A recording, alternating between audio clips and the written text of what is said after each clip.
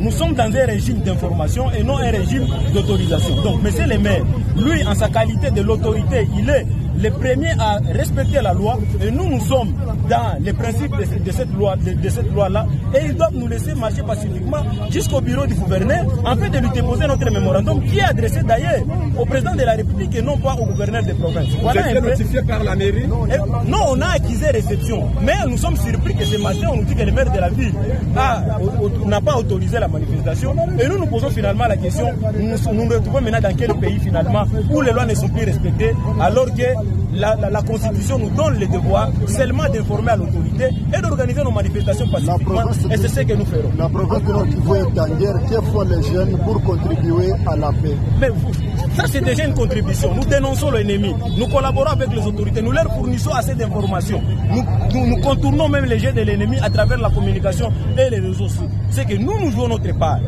Malgré cela, les autorités ne se soucient pas de notre malheur, de nos souffrances.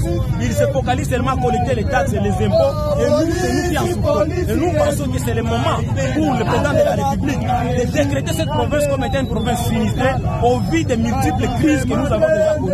Les camps de déplacés où les gens manquent de l'assistance alimentaire, il manque également les abris provisoires, il manque de médicaments, de l'eau.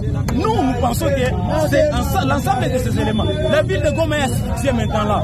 Tous les territoires qui ravitaillent la ville de Goma, les territoires de Beni où on est sendu tous les jours les camions de marchandises, les ADF continuent à massacrer la population.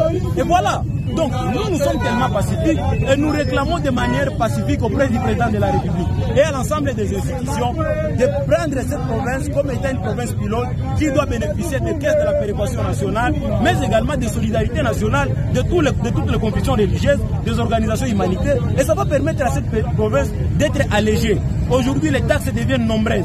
L'interdiction des motards, la fixation des frais de participation de la main d'État. Vous trouvez que vraiment les autorités ne se soucient pas de nous. Ils ne se soucient pas de nous et nous pensons que nous devons les pousser à ce que nous puissions décrocher cette mesure d'allègement fiscal et social.